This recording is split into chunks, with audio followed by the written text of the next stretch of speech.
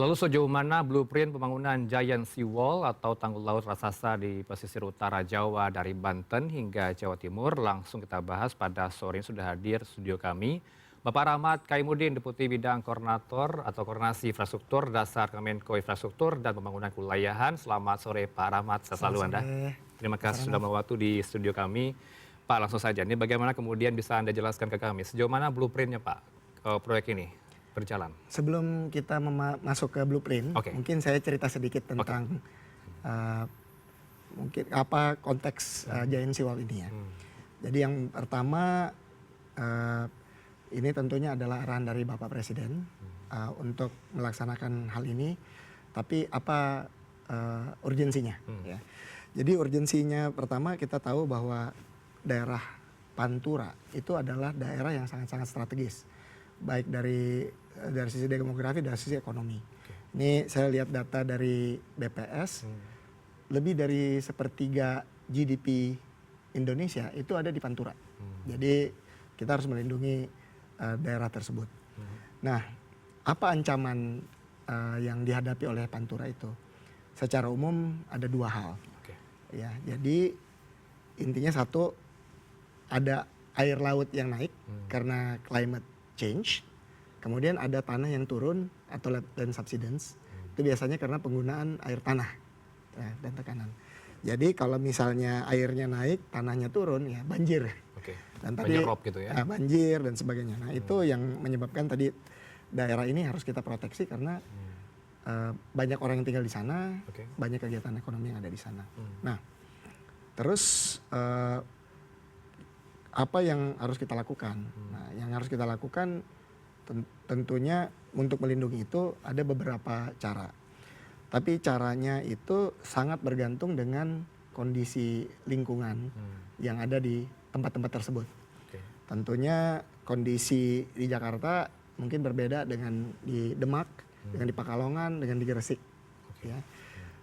Lingkungannya juga berbeda. Sehingga apa yang kita perlu buat adalah mungkin kalau saya biasa coba menjelaskan ini seperti mozaik gitu atau puzzle, ada kepingan-kepingan yang harus tapi harus disambungkan gitu.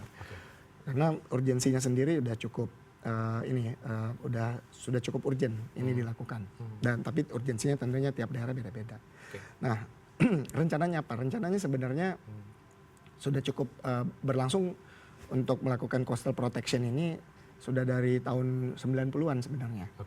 Nah, jadi hari ini kita berada dalam situasi kita sudah cukup punya banyak segmen plans gitu ya. Di Jakarta ada, mungkin di daerah sini Semarang ada, di mana ada. Nah, ini kita perlu pastikan gitu ya, Pak, ya? bahwa ini connected, terintegrasi, melindungi seluruh Pantura dan dari Jawa Barat, dari ujung barat ke ujung timur.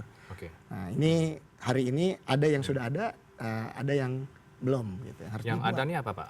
Perencanaannya atau wujudnya sudah dilakukan pembangunan? Itu ada perencanaan sudah ada sebagian dan ada yang sudah berwujud juga. Jadi mungkin kita kasih contoh, tadi di TV ada dibuat yang tanggul sekaligus jalan tol. Ya. Di Semarang Demak gitu ya? Nah itu salah satu contoh bagaimana kita bisa menggunakan teknologi, memanfaatkan pembangunan di daerah situ sekaligus melindungi. Nah kemudian di daerah Jakarta juga sudah ada tanggul pantai. Jadi tanggul pantai mungkin sekitar 20-an kilometer yang telah dibangun di daerah Jakarta Utara untuk tadi melindungi daerah-daerah tersebut. Nanti master plan-nya bagaimana Pak? Dari Banten ya masuk DKI, Jawa Barat, Jawa Tengah ke Jawa Timur, ini berapa kilometer yang akan dibangun? Fasenya dimulai dari Jakarta atau dari Banten? Nah ini yang kita perlu koordinasikan dan kita perlu integrasikan. Jadi tentunya filosofi dasarnya kita harus melindungi seluruhnya. Nah dari situ kita perlu pecah-pecah ya.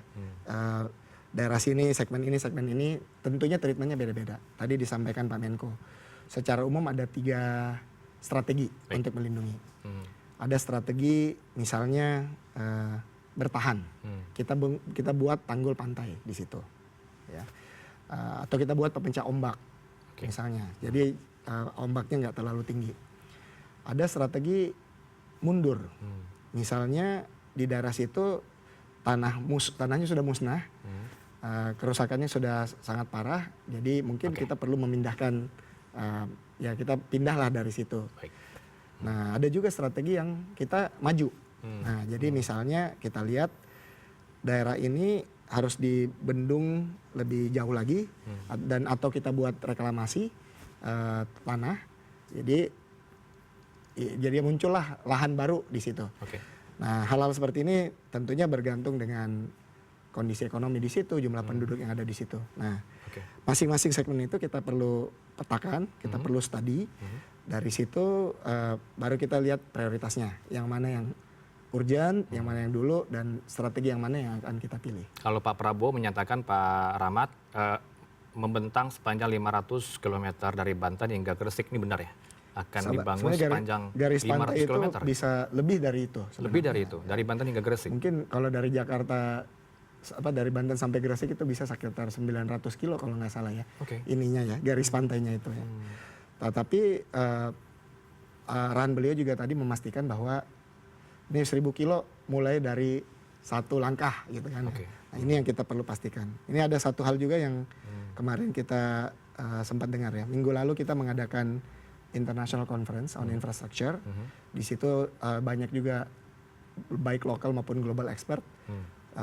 Saya ikut mendengar dan ikut beberapa diskusi. Satu hal yang sangat menarik yang kita dengar itu ada, karena ini kan bukan masalah yang unik di Indonesia ya. Jepang juga menghadapi isu yang sama, Belanda, di Korea juga. Nah, ini ada ahli dari Belanda mengatakan seperti ini. Kita perlu berhati-hati karena jangan sampai membangunnya 5 tahun, tapi memperbaiki dampak-dampak yang timbul itu bisa 50 tahun. Karena begitu kita membuat satu bangunan, itu pasti ada yang berubah. Secara ekologis, berubah, dan sebagainya. Targetnya berapa Pak, anggaran yang dibutuhkan nanti? Sepanjang 1000 km katakan nanti, hanya 500? Dari sampai ujung itu yang kita lihat ya, angkanya masih ada beberapa versi ya. Tergantung seberapa banyak yang kita mau bertahan, seberapa banyak yang kita mau maju. Dan ini angka ini perlu kita tentunya validasi di setiap segmen. Kisarannya sekitar 80 sampai lebih dari 100 billion dollars. Atau jadi sekitar 1.200 triliun sampai 2.000-an triliun untuk seluruhnya. Itu 500 km sampai 1.000 km ya? Itu sampai 2.000 triliun rupiah akan di... Itu kira-kira seperti itu untuk seluruhnya. Ya, kalau di Jakarta sendiri kira-kira sekitar 120-an atau 8 billion. Sumber anggaran nanti bagaimana Pak? Karena kalau kita simak perkembangan dari Istana, Pak Mensesnek menyatakan sudah ada investor yang tertarik untuk invest ke kita. Korea, Tiongkok. Jadi sebenarnya kita punya banyak partner ya, banyak teman-teman. Nah, memang sebenarnya kita juga mengetahui bahwa teman-teman kita dari Tiongkok, dari Belanda, dari Jepang dan sebagainya ini sebenarnya siap untuk membantu pemerintah Indonesia untuk menjalankan programnya. Salah satunya di program Giant Sea Wall ini. Nah, yang menjadi tugas kita sebenarnya begini, kalau namanya investor kan dia menginginkan uangnya kembali ya, dengan return ya. Jadi sekarang kita perlu menciptakan beberapa skema. Kalau misalnya ada hal-hal tertentu yang kita perlu bangun menggunakan APBN atau dengan government guarantee, tentunya investor tersebut sangat open ya. Nah, yang lain juga perlu kita pikirkan, ada skema-skema tertentu yang bentuknya lebih ke public private partnership. Ya, misalnya contoh, misalnya kita membuat reklamasi, kita membuat area baru, kita reklamasi, ada tanah yang muncul gitu ya, di situ ya itu mungkin bisa dijual atau dijadikan kawasan. Ini sebenarnya strategi yang dilakukan di Yokohama misalnya. Nah, itu bisa membantu pemerintah untuk mengurangi beban fiskal budget kita atau beban fiskal kita. Tapi sejauh ini Ibu Sri Mulyani sudah tahu soal rencana ini dan juga bagaimana progresnya di DPR dan persetujuan? Hari ini yang kita ketahui sebenarnya kan tadi kalau 2.000 triliun kan untuk semuanya dan ini nggak langsung ya. Kita spend, yang saya lagi lihat-lihat juga dari teman-teman Bappenas menyampaikan kemarin itu saat ini ada, dan untuk 5 tahun ke depan ada beberapa sekitar 130-an triliun yang disiapkan yang untuk mendukung program ini. Mungkin satu hal yang ingin saya sampaikan juga, Mas Ranov, bahwa kita untuk mengurangi resiko banjir, rob, itu kita tidak bisa hanya dengan membangun tembok. Karena tadi isunya air lautnya naik, tanahnya turun. Kenapa tanahnya turun? Karena ada penggunaan ada penggunaan air tanah yang berlebihan. Jadi oleh karena itu kita juga harus menyiapkan sistem perpipaan untuk air minum. Baik. Supaya orang tidak ambil lagi air tanah. Kemudian kita juga harus menyiapkan rehabilitasi sungai, normalisasi sungai, sewerage system. Karena bayangkan misalnya gini, di Jakarta kita tahu ya, kalau banjir di utara mungkin karena banjir rob, tapi kalau yang di selatan itu karena dari Bogor, Katulampa gitu kan. Jadi jangan sampai kita bangun tembok tinggi, airnya datangnya dari selatan, kita malah orang malah tambah tenggelam gitu. Karena airnya gitu. Nah ini kita juga perlu buat supaya Pak Rahmat, tadi Anda katakan ini juga memikirkan bagaimana kemudian melindungi masyarakat ya Pak. Termasuk juga Anda harus memikirkan bagaimana kemudian dampak lingkungan yang akan terjadi. Nanti akan Anda jawab bersama kami di dialog ini. Kami harus jeda terlebih dahulu karena ada azan maghrib. Kita harus jeda terlebih dahulu. Kami lanjutkan dialog bersama dengan Pak Rahmat dari Kementerian Koordinator Infrastruktur dan juga Kewilayahan. Usai jeda tetap bersama kami di CNN Indonesia Newsroom.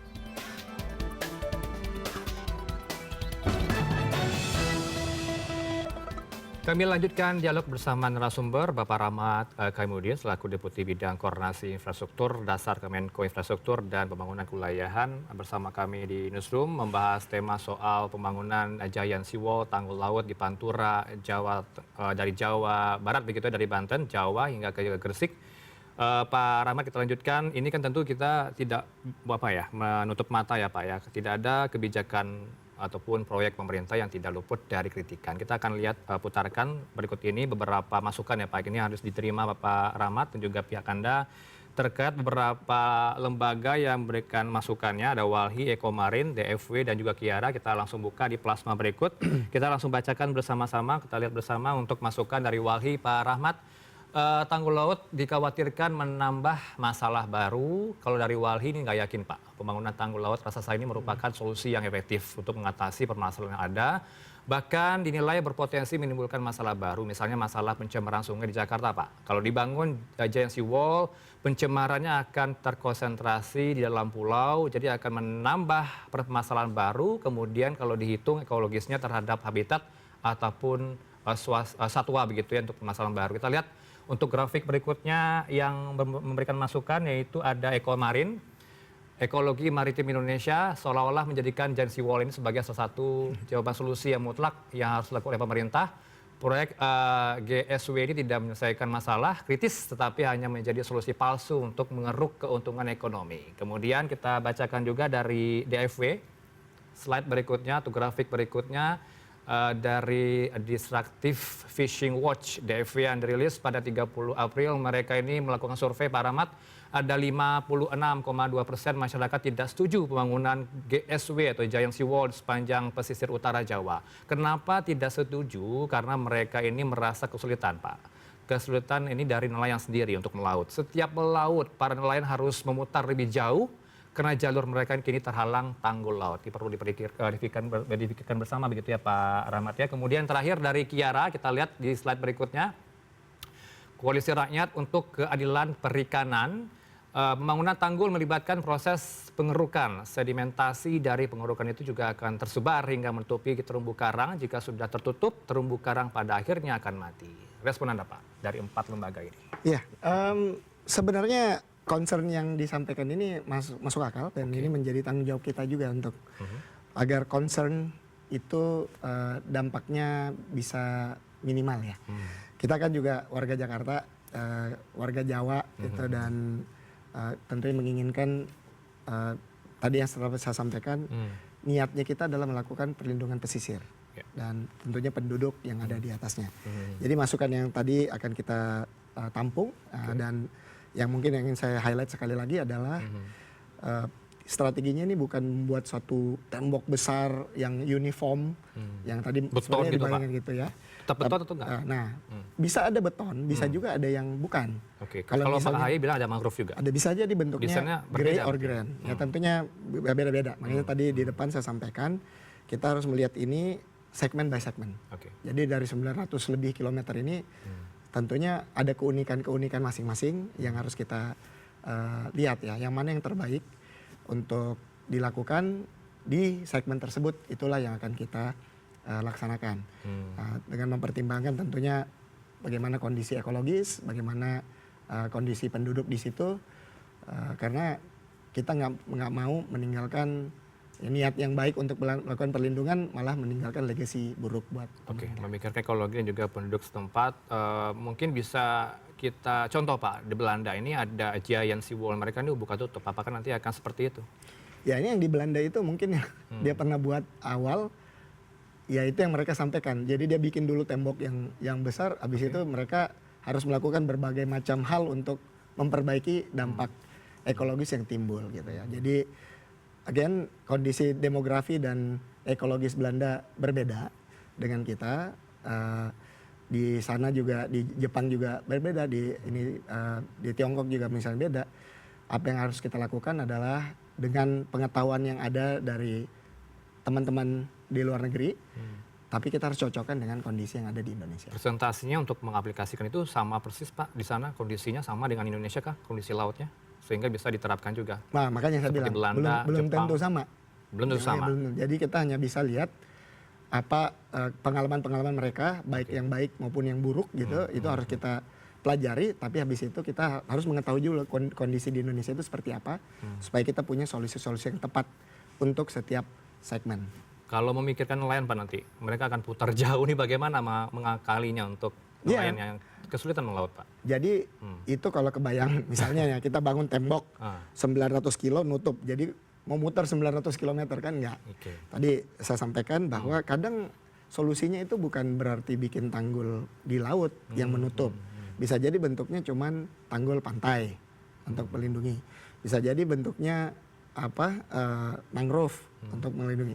Jadi ada beberapa hal yang kita sampaikan. Ya mungkin yang bisa kita lihat dari teman-teman itu kan mungkin memikirkan, oh kalau misalnya kita bangun tembok nutup 950 kilo, berarti nggak ada lagi nelayan di Pantura kan, mungkin seperti itu. Betul. Atau di Jakarta kita bikin tanggul besar, air yang dari hulu turun dan itu kotor, bisa membuat seperti baskom air yang kotor gitu kan. Oke. Ya itu kita mengerti itu dan kita akan coba memitigasi resiko tersebut. Termasuk juga memahami masukan dari para nelayan begitu Pak ya. Termasuk juga tadi 56,2% Pak masyarakat tidak setuju. Ini bagaimana kemudian literasi akan disampaikan ke mereka? 56,2% cukup banyak nih yang tidak setuju. Saya nggak tahu pertanyaannya apa. Jadi apa yang dia tidak setujui dan kita Tidak setuju dengan Giant Sea Wall. ya nggak, maksud saya gini, dia tahu nggak giant sea wall yang akan dibuat di situ seperti apa Nah bentuknya. itu dia literasi belum sampai ke sana Pak. Nah, jadi- bagaimana kemudian memberikan poin itu kepada Jadi mereka? pada saat nanti kita membuat desain di segmen tersebut, ya, nantilah di situ kita bisa tanya. Kalau bentuknya kayak begini, masuk akal nggak gitu? Betul. Harus ada kemudian turun ke lapangan begitu ya Pak. Yang terakhir Pak, bagaimana kemudian terumbu karang? Iya, sama Memikirkan juga. ini ekologinya. Pasti ada itu dampak-dampak lingkungan perlu kita pikirkan juga. Oke, terima kasih untuk waktu Anda bersama kami Pak Rahmat. Cukup banyak kita berbincang pada sore ini. Semoga di lain kesempatan kita akan berbincang kembali untuk mengupdate kembali ya Pak ya. Ya. Proyek Giant Sea Wall, tanggul laut, apakah banyak manfaat atau mudarat? Kita akan tunggu nanti bagaimana kemudian kelanjutannya. Terima kasih Pak Rahmat Kaimudin, Deputi Bidang Koordinasi Infrastruktur Dasar Kemenko Infrastruktur dan Pembangunan Kewilayahan bersama kami di Newsroom, sama saya di studio. Pak Rahmat terima kasih. Assalamualaikum. Thank you. Sesuatu Anda.